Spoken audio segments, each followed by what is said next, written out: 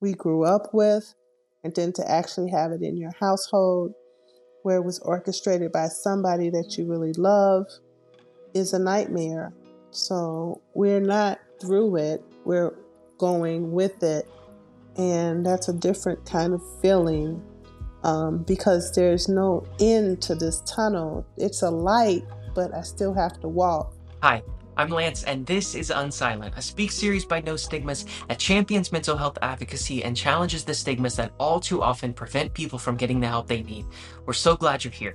In today's conversation, we get to know Rafiah. Now, Rafiah is the mother of Jamal, who at 19 years old tragically lost his life to suicide in May of 2020. Since then, Rafiah has gone on to be an outspoken and passionate advocate for breaking mental health stigmas, especially in the BIPOC community. She chooses every day to honor the life and spirit of her son Jamal by putting her advocacy in action with her own charity, Soul Survivors of Chicago, which donates the shoes of those who have died by suicide or other mental health challenges, or those that are donated in honor of someone who's passed, to individuals who are coming out of incarceration. In today's first part of our three-part conversation with Rafiah, we get to know more about her and her family's story and her loss of her son.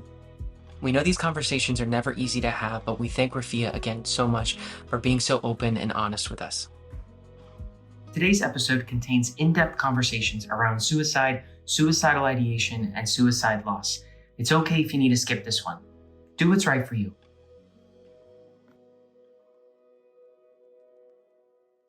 My earliest recollection of my son and mental health challenges was first noticing his isolation, oftentimes when it came to sometimes being around after school programs and just being okay with being by himself, that kind of alarmed us. And we wondered why he would be sitting down on the bench when everybody else would be playing, or when he would be a little isolated when it was time for pickup, those kind of things. And that happened in about fourth grade. As sixth grade happened, he matured a lot and grew a lot of friends that he gravitated to and were part of an academia of, advanced placement and really involved in school. So I started to see him really gravitate more a lot to them, but at the same time, still concerned because he was so quiet at times, and we often thought he had something to say, but would not necessarily say it. And then, of course, when the bullying situation occurred, and we got notice of it by way of his actual attempt, it became like the pieces to the puzzle came together. For example, you send a child to school with his uniform on, nicely pressed and cleaned, and then he comes home as if he's been in a football game. And you wonder why they're so dirty, or you look at certain things as how they go straight to their room or not. And it was because he had been bullied that whole day and he could not express those feelings. And often, I want to say he was really ascribing to the thought that we would, I don't know, maybe be concerned to the point where we would be upset. And, it was a matter of some girls that were bullying him. So the whole impact of not being aggressive to women because he was taught that, those kind of things played a part. And I think his decision making to be so silent. Jamal blossomed in high school. He was very much a sociable person, but very reserved. He enjoyed his core friends because they all kind of gravitated to the next school, to the next school. He enjoyed uh, comic books, and he enjoyed lots of reading. Diary of a Wimp Kid was his favorite. Um, he was very much a animated person and enjoyed the comic book, Marvel comic movies, and enjoyed going to those a lot. And he was one that I think a lot of female friends felt good to have as a friend because he was so inviting in his spirit. When you look at the ratio of men and women he had as friends, I often think that a lot of the female friends really enjoyed his company because he was comforting just as much as being with some of the boys. Yeah. I get asked this question a lot, and to make the biggest understanding of it, it's pretty much like when you get up in the morning, you put a seatbelt on every day because it's part of you having to drive to a place. And you never anticipate an accident. I think every day as a parent, we put a seatbelt on and we do the prayers, the meditations, we talk to our children, we do things to provide, and that's our seatbelt. But to actually forecast that my son would hang himself in our garage that day, I had absolutely no idea. I had suspicion of him not being feeling well because he was upset that day behind a situation with a female friend. There was no red flags that I could see or pick up that that would be the last day he wanted to be here. And then he kept so quiet and so reserved. And when you would ask him, you had to take it for face value that he did feel the way he felt, is what I went with. So, of course, that made me feel, I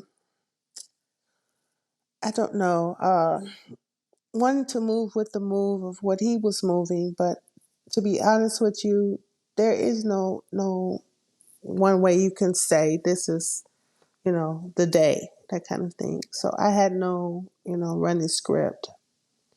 We continue to go on.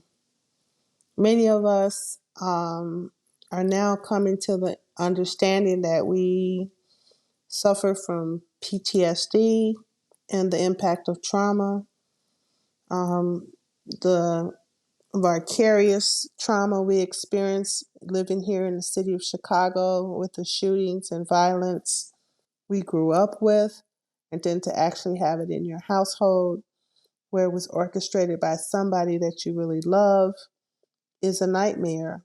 So we're not through it, we're going with it. And that's a different kind of feeling because there's no end to this tunnel. It's a light, but I still have to walk. I remember as a child seeing one of my first rainbows. And I grew up on the south side of Chicago in a place called Ward, and it was off of 79th Street, Auburn Gresham community, full of gang affiliation and right in the height of crack cocaine. And when I saw that rainbow, I wanted to follow it to the end of wherever it was. And I remember walking as a child trying to get to that end of that rainbow. And I never got to it because I never could find out where it was going. I just knew the colors. And it's like that in this grief and trauma process where you continue to follow it, but there's no golden pot until way down the line. And this 26 months, it's just been 26 months. That's a year, 2 years now. And my life starts with May 27th when I wake up, and it starts and ends with today. Everything else, and we talk about later, is like fragmented. So no, we're not at a point where we can honestly say get through it. We have continually to advocate and be a point of putting meaning to his life. And that's how we kind of process this tragedy. But as far as like saying a finality, I don't know when that will come. Just like that rainbow. Well, we're indoctrinated to believe that we are strong. We come from a background of slavery, of institutional racism. We've come from many heights and many lows. One. Secondly, we've come to a faith belief that God and our higher power is the ultimate person who fixes and who is indoctrinated to be a part of our next steps. Three, we've never seen and we don't have the greatest exposure to mental health, behavioral health, or supports that help you in the well being of life. I got exposure to a nail shop There's lots of liquor stores. There's lots of currency exchange. There are lots of, um, you know, what I call them, dock in the box, and churches here and there. Food is everywhere, but something to help with my well being. I never grew up going to a place that said, "Come in, you are welcome." So, all those factors coming into play make a stigma that is so embedded in you to when you hear somebody speak about things like mental illness, it becomes like, give me 5 feet. Cancer, we can deal with a tragedy of a gun violence, but mental illness is like really a true pivotal change for many of us. And so, in this speaking to someone about something you never spoke to yourself about is difficult. I mean, I can remember many times when after this happened, my suicidal ideations growing up as a child who, lost my mother and my father due to the elements of, the epidemic of crack cocaine and what that was like to be a motherless child. To say that to someone and then hope that they can kind of relate, that's a scary piece. And so we come with understanding that, you're just soft or you can do it or, just pray on it or, you know, it will all pass, write a journal, read a book, something that's self-indulged, but it does take help to process that because to hear it come out of your mouth is a different thing for it to live in your spirit. When the first attempt occurred, and I was surprised about them even hospitalizing him for those 2 days. The one thing they asked me is what you do. And when I said I'm a social worker and told them I'm a licensed clinical social worker, it was almost like an easy breezy, okay, he can come out of this because he's with somebody who's like me kind of thing. So all the procedures, the exit, the discharge, all that kind of stuff, I was familiar with. Not only that, I wanted to make sure to let them know that I know what you're doing. So we're not going to play this game of tell me some fluffy duffy stuff and then go on. I know diagnosis just as much as you. So that was the first premise of understanding with the thing. But I often think about families who don't have that wisdom, knowledge, and understanding when they go through this process. Because at the same time, I still faced a lot of the stigmas. And in particular, I remember the SAS worker, which is the crisis intervention model we have here in Illinois, where they evaluate within 24 hours a suicide ideation or attempt within a hospital. She telling me, well, I'm going to be honest with you. Uh, we're going to we hospitalize kids like this, but I have to see if we have a bed.